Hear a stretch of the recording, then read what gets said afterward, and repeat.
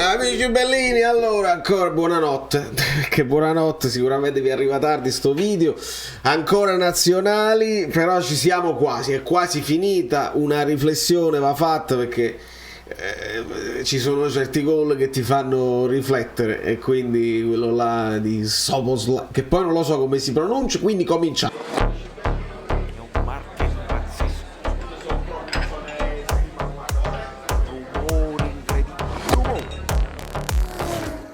Allora, amici bellini, io vi ringrazio infinitamente. I'm Cepo, benvenuto sul canale. A tutti i nuovi iscritti, benvenuti, siete straordinari.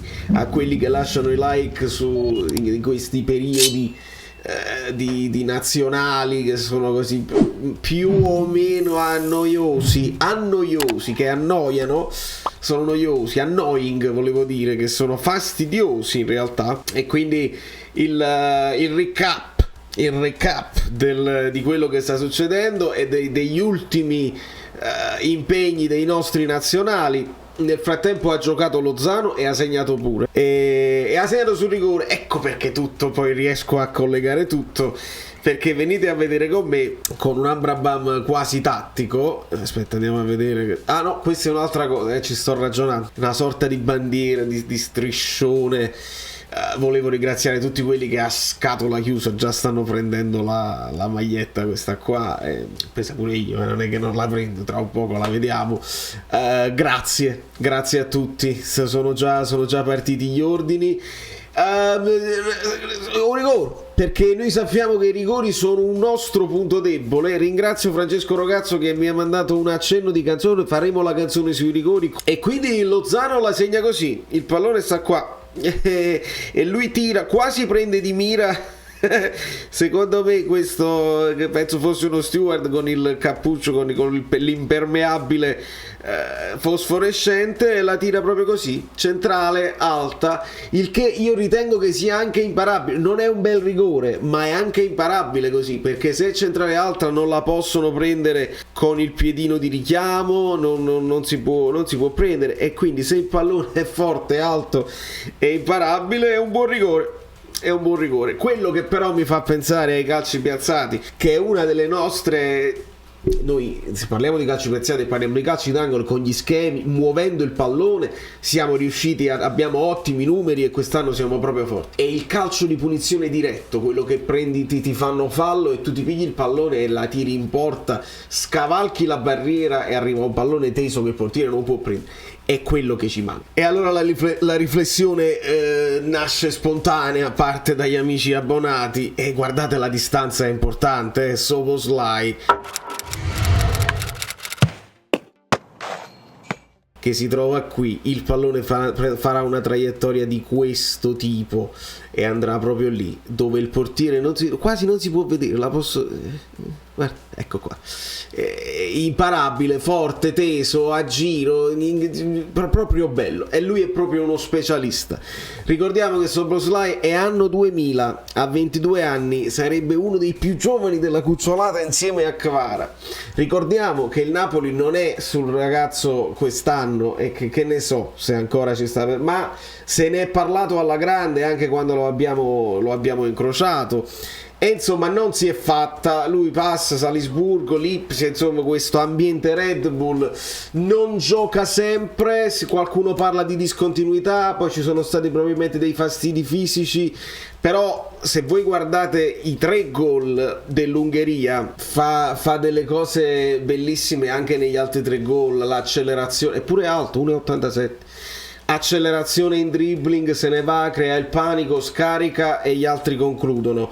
Insomma un centrocampista che potrebbe essere nella zona di Zielinski, visto che si parla di Zielinski che ha comunque un contratto importante e va in scadenza l'anno prossimo.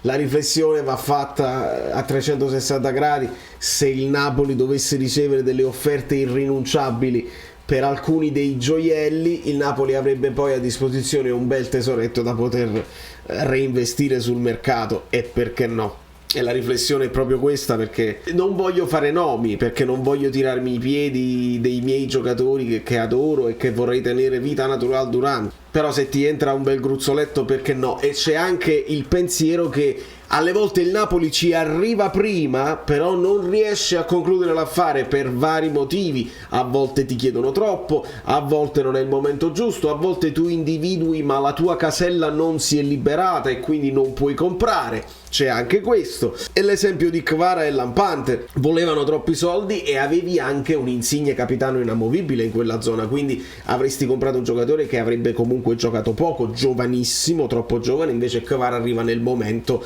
dell'esplosione totale e questo è il momento in cui esplode Kvara, e non è nemmeno nella maturità, perché siamo proprio alla gioventù, la cucciolata proprio.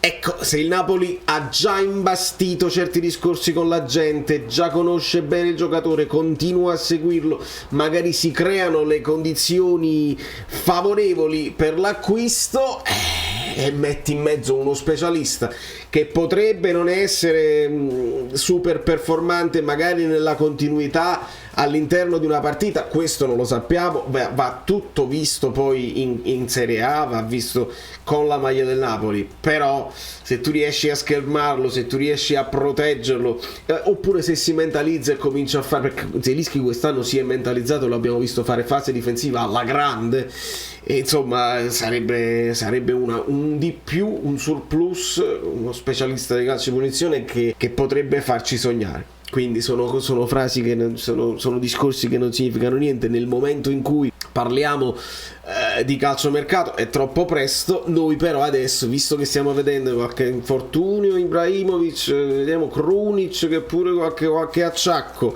noi abbiamo perso Beresischi, Di Lorenzo che potrebbe tornare affaticato, poi resistiamo. Allora, ha giocato la Polonia, Zielinski ha giocato penso tutta la partita, ha giocato Elmas, è entrato nel secondo tempo, Lozano l'abbiamo visto, dopodiché domani è l'ultima, ragazzi, quindi concentratevi sulle ultime cose.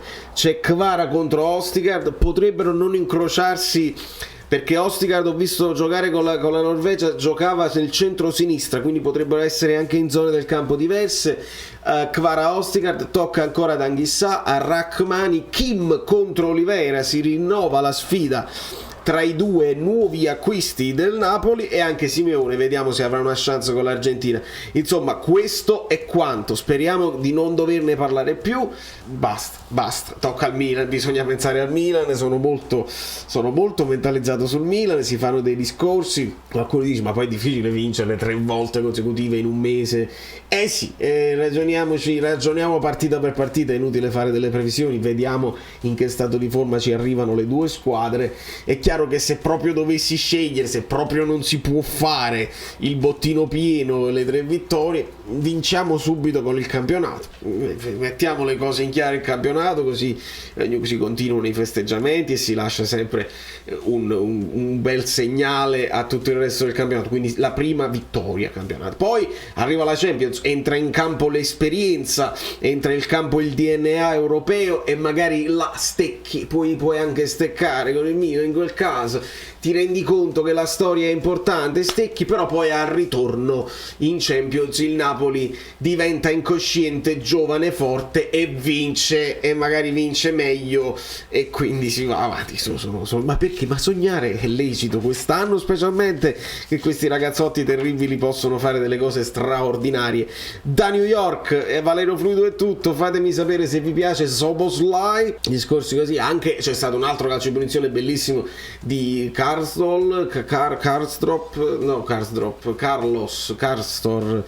insomma uno svedese, però mi pare che con le attaccante non va bene, a noi ci serve più un centrocampista. Oddio, se ti vendi Osimhen poi l'attaccante Hollywood vi va bene? Sembra una parrucca, ma non è vero, perché vedi cambia. Ma no, che meraviglia, io me li fai. Sono Saverio Asoli. Dobbiamo arrivare a 20.000 iscritti, di cortesia, perché questo è l'anno. Avete lasciati like? Niente più, dai, basta, sei cringe. Quante cose.